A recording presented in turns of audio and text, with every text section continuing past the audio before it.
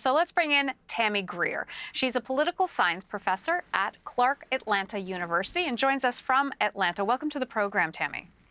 Thank you for having me. I'm so happy to get to talk to you about this. If this runoff does prove to be the deciding seat in the Senate, it will make Georgia, again, the center of the political universe in the U.S. Talk a little bit about that for me. So for quite some time, I've been noting that Georgia is like the canary in the coal mine when it comes to the Southeast. This means that the way that Georgia can lead in terms of economics and politics, then the way of the Southeast could. And so this is one of those demonstrations of the competitiveness of the South. And that, Georgia in particular, there should be some attention paid to it when it comes to these elections. I think there's going to be a lot of attention now for sure. Which party do you think this runoff will benefit?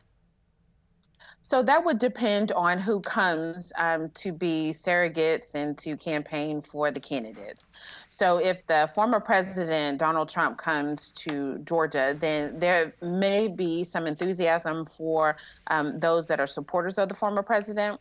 Yet and still, when it comes to the Democrats, there could be a resurgence of the energy on the Democratic side to get those voters to come out and vote for the current Senator Raphael Warnock.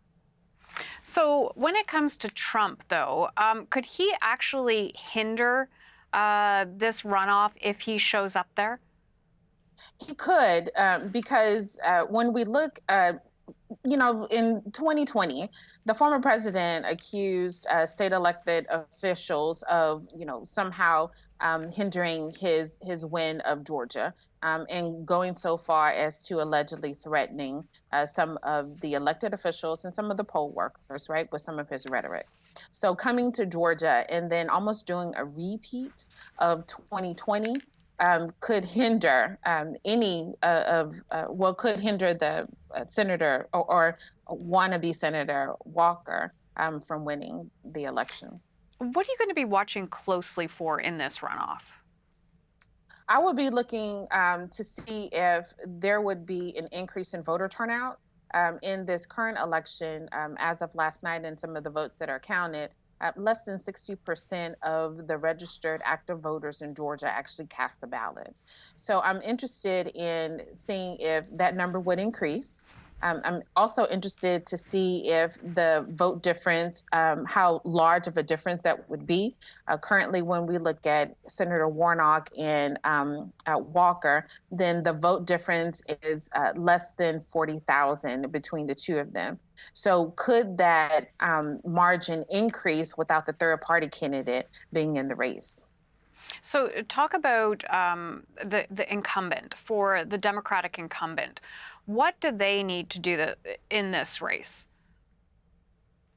For Senator Warnock to win, there has to be a more aggressive get out the vote effort and an understanding or an education to the voter of what the responsibilities of the Senate is, the importance as the incumbent senator sees it, to be reelected, and what that will do not only for the citizens of Georgia, what it would also do in terms of President Biden, his ability to continue to nominate and then get confirmed federal judges.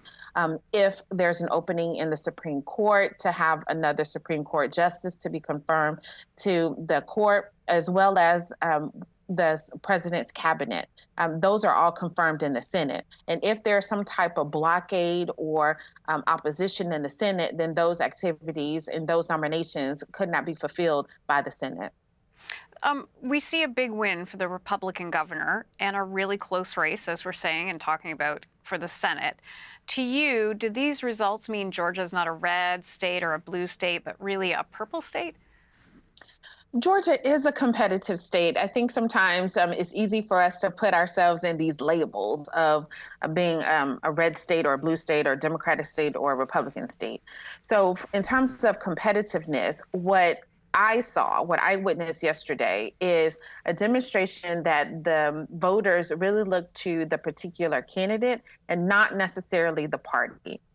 While there can be a correlation between the party and the individuals and what one considers to be a red state here in Georgia, you still saw that their vote totals in between the varying races were not necessarily consistent. Similar, just not consistent. So that tells us that voters may be looking toward the individual candidate and not necessarily just voting D or R. More than, you know, if you were to see Trump there, it's more than personality. They're really looking at the policy.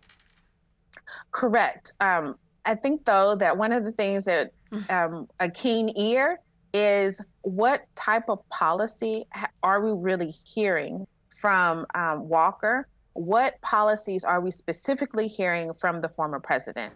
Are we actually hearing policy, or are we hearing about one's personality? And so is it follow me because I'm charismatic, follow me because of who I am, or is it about the actual policy? And so if we have a keen ear to that, then perhaps we will have our answer. Okay, great to chat with you, Tammy Greer. Appreciate your time and insights. Thank you so much for having me.